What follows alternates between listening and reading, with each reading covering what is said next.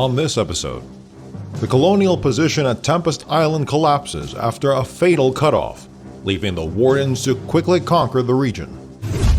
PressCorps correspondents take to the front line to report live from the war zone. Also, more of your entries, stories, and publications in Submissions Review. Live from Studio A in PressCorps World Headquarters, this is your weekly review of the Foxhole War. This is Pressing Matters.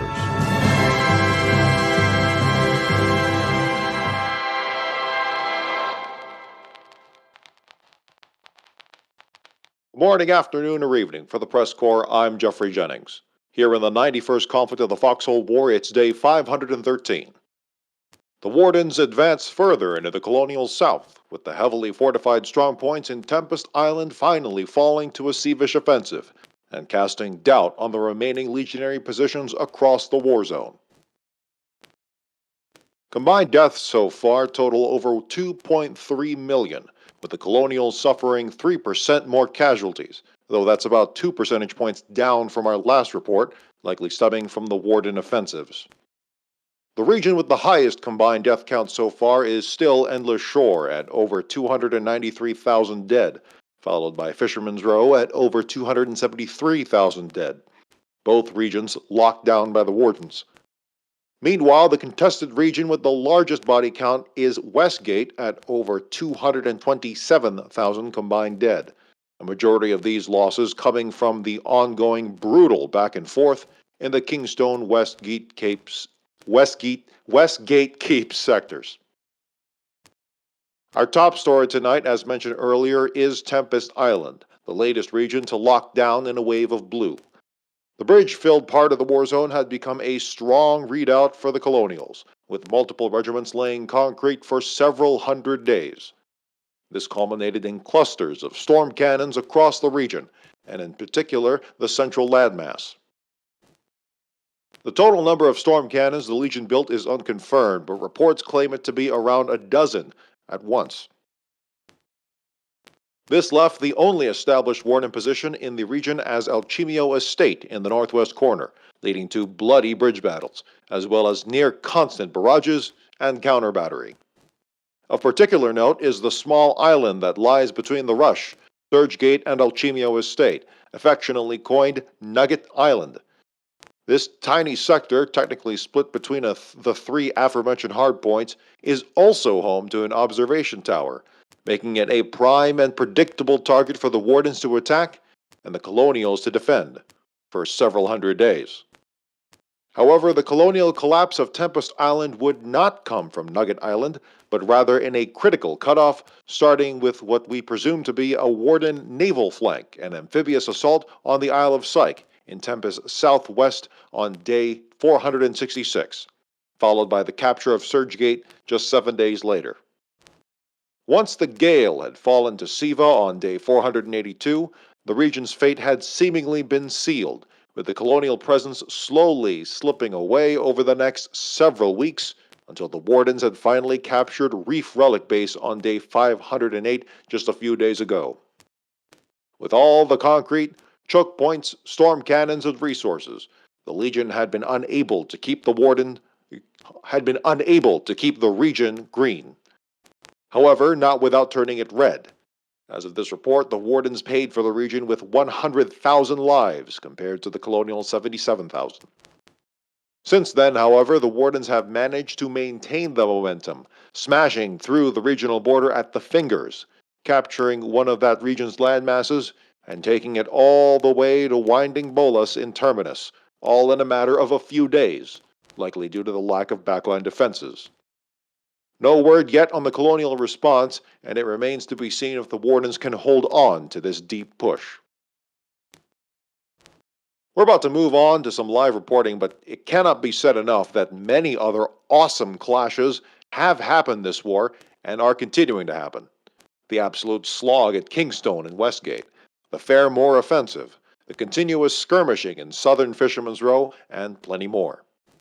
Unfortunately, we simply don't have the reporters to get these stories captured, and none of their fault, they still have real lives.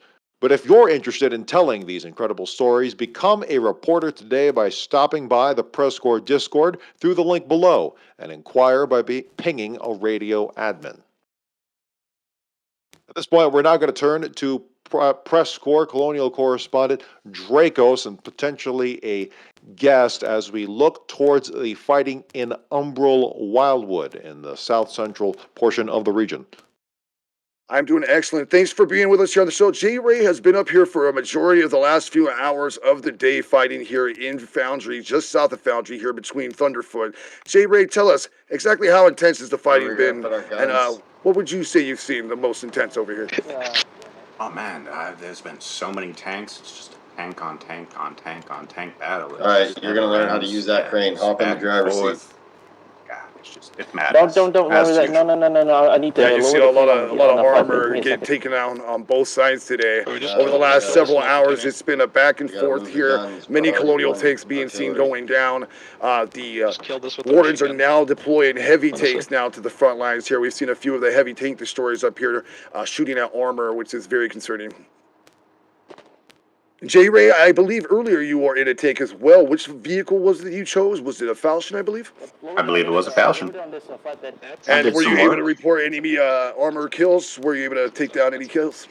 I'd say there were at least 3 confirmed kills, probably a bit more. My memory's a bit fuzzy, but I can say there were at least 3.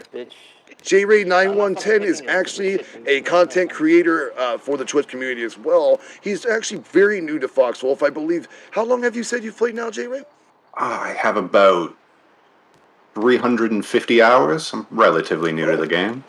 Yeah, you're still getting in there. You're getting your wings now. There's several veterans in the game that have thousands of hours, and J-Ray still is relatively new in comparison to those. Warrant Officer 1, so he is rising in the ranks here. But I have to say, watching him in combat is definitely inspiring. He's been up here kind as can be to the Colonial front lines. He works and coordinates excellently with other soldiers up here, and he's a true leader. It's good to have you here, J-Ray. Well, thank you, man. I'm glad I ran into you. It's been a blast. It's been a pleasure serving with you, and I love it. Truly. Now, what can you tell us more about how Umbral Wildwood has been developing over the past several days as the Wardens continue to pound southward past much of the central regions? Now, essentially what has been happening since I've been here earlier this morning, I've been here on the front lines for quite a long time today. I'm rather tired, but I'm making it through. So that said, it began when the Warden offensive became just increasingly, overwhelmingly strong on their end, and the Colonials just with no armor support whatsoever to be able to hold back the Warden might. Just pretty much lost a lot of land here in the region. We're talking tier 3 bunker bases that were annihilated just over the course of the last hour, leaving the majority of the vast swath of the in-between Thunderfoot and Foundry just to man's land with just wreckage all over the place littered. Knowing to Geoffrey, sorry, go ahead. Keep going. Go ahead. Now, I was going to say, now keep in mind the Colonials did mount several counteroffensives during that time frame, even during the loss of the tier 3 bases going down. Several calls for distress were pretty much sent out on map markers and other forms of communication that got a few different regimes that I can't really mention names of. 84th is here currently right in front of me with armor on the field, but many other tanks showed up shortly after that distress call, and the Colonial Armor Brigade literally showed up in full force, causing a counteroffensive that lasted several hours and actually destroyed a lot of Warden armor, pushing them all the way back to Foundry, now leaving this region just completely scarred, and neither side being able to gain really much of any ground. So with those regiments continuing to participate in the legionary defense, the colonial regiments, do you think it'll be enough? Because we just saw Tempest Island collapse before our very eyes, a region that the colonials had kind of centralized a lot of their power on, not necessarily in totality, but a lot of noticeable resources and manpower being dumped into that region. Now that it's gone, do you think it's going to disperse, particularly in Umbral? I think that might also have been the reason why the front line here may have been so intense during the later half of the day today, was because Tempest Island, literally on the Warden side, got shut down. So for that reason, a lot of the frontline veterans there redeployed to other regions. A lot of them came here. Because of that, it made this region into a death zone as well. But because of the Wardens taking Tempest, if you now look in the southeastern map, down there in, I believe it's called the Finger, they are getting it pretty bad right now. If you look at Foxhole stats, it's one of the highest regions in death counts right now currently. And I believe that to be because of the push in Tempest that has now put a lot of pressure on that southeastern coast. Nah, fam. Right, and actually, I'm gonna ask J Ray if he's still there.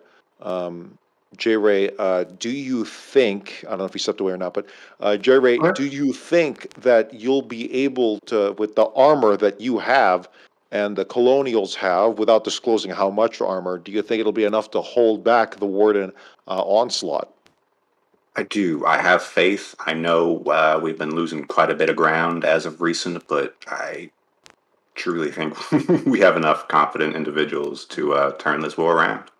So with what Draccos had mentioned earlier, with the Wardens striking real deep into the Colonial back line, very likely due to the lack of Colonial backline defenses past Tempest Island, a lot of the Colonial defense has been kind of ragtag and whatever can be scrounged up and working with what environments you have around you. What tactics have you had to adapt against the Warden offensive? You guys want to help load the shells? They've been pretty into the hit and run as of recent. They'll just be rolling up with some tanks, taking a couple shots, rolling them back. But it's I suppose it's better than the method where they fill a bus full of folk and they all bring mammons, and that's. I just want to be clear: who's doing the hit and run, the Colonials or the Wardens? The Wardens. The Wardens have been doing hit and run. So the Wardens on the offensive have been using hit and run tactics. You've observed as a Colonial, have been using hit and run tactics to kind of strike along the Colonial line. That is correct. They'll hit us from one flank, they'll retreat, and then they'll hit us at another flank. It's quite a bit to deal with, but we're managing. So, in what ways have you managed? Any tactics used to counter, or maybe just kind of coping with those losses? I think it's a simple answer of just having superior firepower. We'll bring more tanks, more guns, and we push them back. We find a way. So it's the industrial answer. Make sure you have plenty of resources and assets to make up for whatever your enemy throws at you. Absolutely. And what gets thrown about as well. So then, Draccos, any other insight you can give us in terms of the fight there in South Central, the South Central war zone, Umbral, Wildwood, as it is nighttime currently. But any more insight you can see before you, as the Wardens, I believe, have taken the Foundry and are attempting to push outward in multiple directions. Anything helps. Well, I could say that I believe it's going to be incredibly hard after the pounding that this neighborhood has taken today in terms of no man's land, all the craters that need to be filled, all the dehusked trees, things that are just sitting around decay, all the stuff that has been destroyed throughout this region in the last 8 hours is going to be it's going to take days to be able to repair all this in real time in terms of getting the cement, the resources to be able to just rebuild what was done today. I can also say, with that said, that the Wardens had to expend quite a lot of resources on their end to pull off the amount of assault that they did. So it's going to give that lull of time to the Colonial front line over here to be able to possibly rebuild. However, with both those things said, this might become a stale region and people might just deploy to a different front, and then we'll see wilder action somewhere else. But today we saw a lot of action here. I could say that much. Back to you, Jeff. Absolutely, and as Draccos mentioned earlier, only this report only lasting a handful of minutes, but quite honestly, the fighting has been going on for quite some time, and Draccos out there for about a dozen hours straight. So Draccos, appreciate you stopping by and giving us your perspective and giving the Colonial perspective on things. Reporting from the front lines, Draccos. Appreciate it. Thank you.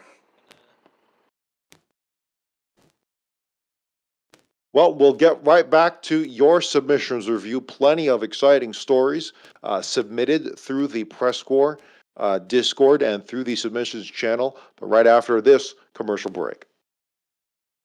Just take a deep breath, stay calm, just read the lines. You're going to be fine. You're going to be fine. It's all right. Just go for it. Hey there, everyone! This is Dylan Panini from Panini Realtor and Properties. Look, no one likes driving unless you do, in which case you might like Viper Pit.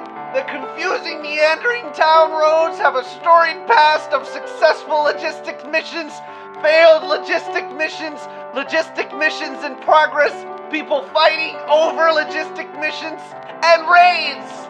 Viper Pit has 3 bridges. You can't live on them, but we do have 3 of them. Boy, are they bridges.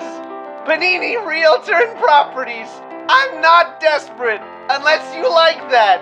Just please buy a property.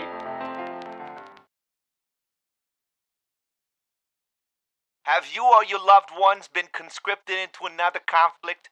Have you or a loved one passed away from a past war? You may be entitled to compensation from your government due to a loophole found by our lawyers. Call Cork and Bullocks today at 420-555-6969 if you apply.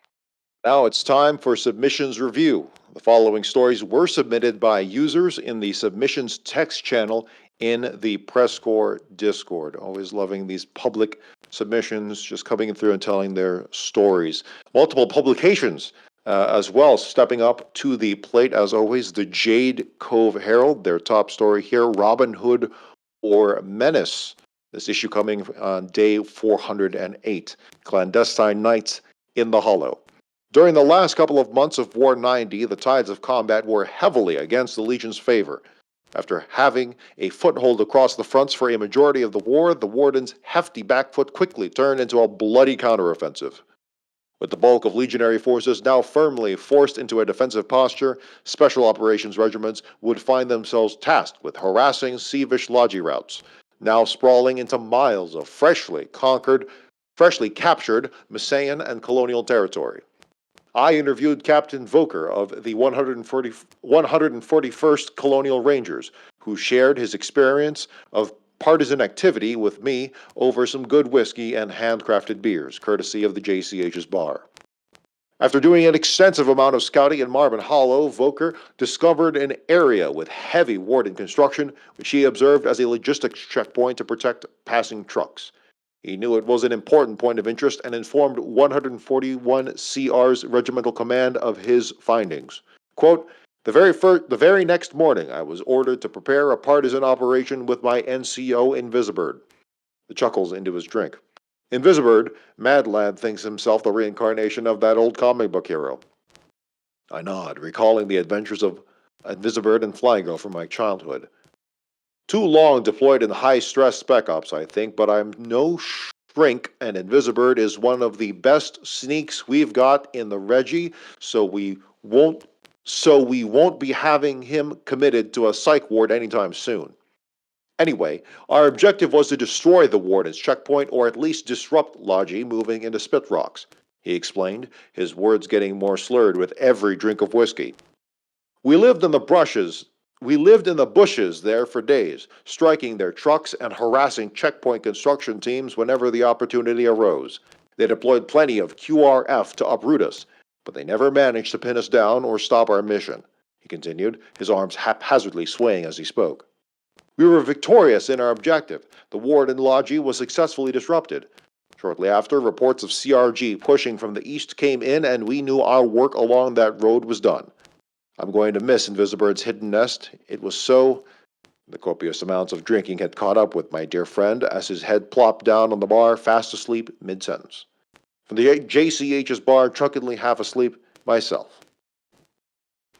That story written by the Herald's Mage Lint. That's going to be my best guess at that name. Plenty of difficult to pronounce names and locations, but we roll with the punches here.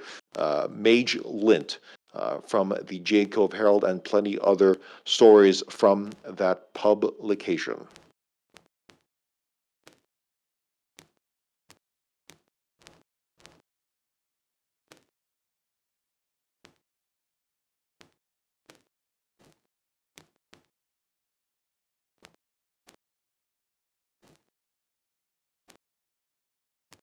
Well, our next story here coming from CLG's The Deadful Sin, not a publication, but rather a individual story, which we love just as much as our publications. Please, if you have a story, stop by the Discord and submit this one here. Coming from day 143, day 430, day 430. Callahan's finest soldiers were forced to retreat the colonial push in the northeast region at El Chimio Estate after heavy losses and low supplies. It was decided to abandon the estate. Things were also looking dire at Lost Arkle across the waters, as well as when the Colonials destroyed the local Warden garrison with infantry and multiple mechanized armor of various sizes. Rumors spread amongst the soldiers at Lost Arkle about retreating from the region completely and to remove north to the Fleece Road and Isawa to regroup. But the order was to hold Lost Arkle at all costs from the local garrison commander. Anyone who retreated would be court-martialed. The wardens, with only a few materials, were able to repel the behemoth push of multiple tanks. The order was given to destroy the drawbridge to slow the advance of the colonial tank column. Many fine soldiers made the ultimate sacrifice in successfully destroying the bridge. Eventually, a lone Warden prototype tank entered from the north at nightfall, which intimidated the Colonials across the waters. Logistics have now started to rebuild Lost Arkle garrison, and the Wardens eventually have captured the watchtower nearby. It is only a matter of time before the Colonial storm cannons in the Tempest Island region will be under Callahan's finest.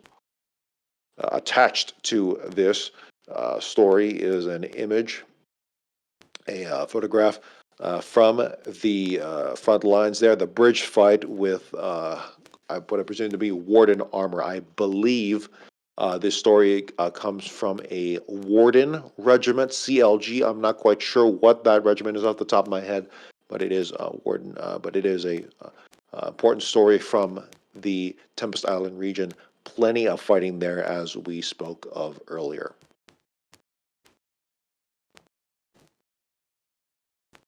Our next story coming from the North Star Gazette.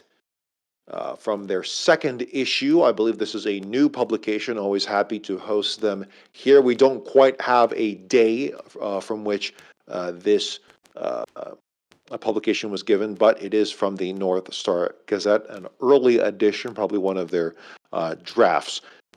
Their head story here, Isle of Syke Naval Landing, second naval landing scuppered by bridge fault. Earlier this week, starting Monday the 16th, again, that not quite corresponds with the day, the actual war days, the Royal Spuds Regiment organized two separate naval landings on the Isle of Syke, one that was partially successful, while the second was ended, unfortunately, due to a change of plans after an issue with the bridge systems led to a reroute of the boats. The first operation took place earlier in the week and led to the complete destruction of a bunker base that was previously established and 4 tanks being deployed onto the beach, leading to around 12 Colonial armored vehicles and 2 concrete fortresses that were constructed, one of which had a storm cannon platform. The second was cut short due to a strange issue of the boats not being able to an issue to pass through a bridge which was initially thought to be accessible, but the movement system would not budge at all. The plan was swiftly moved to be targeted at a beach that was able to be landed upon, but due to the speed of the plan, it did not allow proper precise planning, which led to a quick end. We will update you with more stories as the Tempest Island push continues. So, this showcasing an amphibious assault on the Isle of Syke in southwest Tempest Island. More of a raid because I believe, I'm not sure if this particular story tells of the anchor point laid down on the Isle of Syke, but possibly more of a raid that softened up a later amphibious assault, a later major incursion into southwest Tempest Island. But regardless, that pretty much confirms our guesses earlier on the southwest Tempest Island, Isle of Syke, being home to a Warden naval flank, which led to the eventual downfall of the rest of the region once the Wardens captured the Gale, which completely cut off all land routes to the colonial positions in central Tempest Island. With no word on if the Colonials had any water logistics coming in at all. They certainly had ports open in the southeast central landmass, but it seems it just wasn't enough. Our last publication coming from La Voix de Callahan. This one, I believe, is derived from a French publication, but thankfully translated to English for us, so we do appreciate the translations. This one here, their top story, Marben Hollow is free. Again, we don't quite have a day correspondence, actual war day correspondence, but we can imply that this did happen earlier due to the fact that Marben Hollow definitely under Warden control as of this current live broadcast. But regardless, hard fights in Fairmore, one of their stories here, starting from the left. City of prime importance and gateway to the southwest of Siva, Fairmore is a position of vital importance for both sides. Its control is the key for further operations throughout the Lockmore area. For several days, the city has been struck by a major artillery bombardment intended to silence its garrison, which is fiercely defending the position. A radio message sent by a certain Isan Bashi of the 307th Division of the Colonial Army was intercepted by our intelligence services. Here are the passages that have been deciphered. The city is under constant artillery fire, but we are holding on desperate despite our casualties. Our tank crews are constantly under pressure, and yet they inflict massive damage to the Wardens. We counted at least 50 downed enemy soldiers plus 2 of their tanks. We have been engaged for almost 6 days without any rest, but I think I can say that the 307th was very effective. Break. We are probably the Warden's biggest nemesis in the region. Break. A large part of the garrison was assigned to the repair of the town hall, which was particularly affected by the Warden artillery. Break. These people do not respect anything. One of them shamelessly ran over one of our medics with his jeep.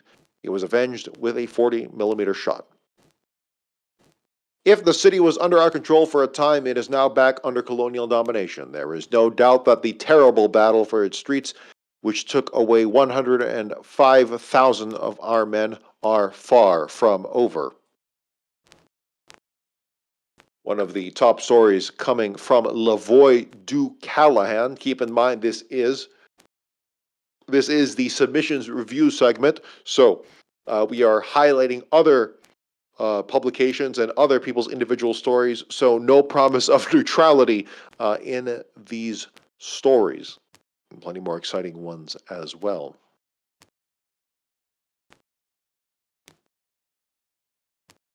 These stories submitted by users in the submissions text channel in the PressCorps Discord. We are very, very thankful for the publications that have come across our Discord, and we do hope that plenty more individual submissions and more of these issues come through our front desk, essentially. Well, that's all we have for this week. A lot of publications and a lot of live reporting, but we take each show as they are. If you see our reporters out in the field, don't be afraid to say hello for a quick chat. Coming up next is more of your favorite music from across Raqqa and beyond on PressCorps Radio, playing 24/7, except when it's not. For the PressCorps, I'm Geoffrey Jennings. Good night and good fight. The PressCorps is a non-profit creative collective of artists, reporters, and players from the MMO video game Foxhole by Siege Camp. Our mission is to engross our audience in and amplify the stories of this unique war ecosystem. The PressCorps was founded in early 2018 by former PlanetSide 2 Radio Free Araxis host, Captain in Arms. It is a separate community entity and is in no way representative of Siege Camp. For more information, visit the PressCorps Discord through the link below.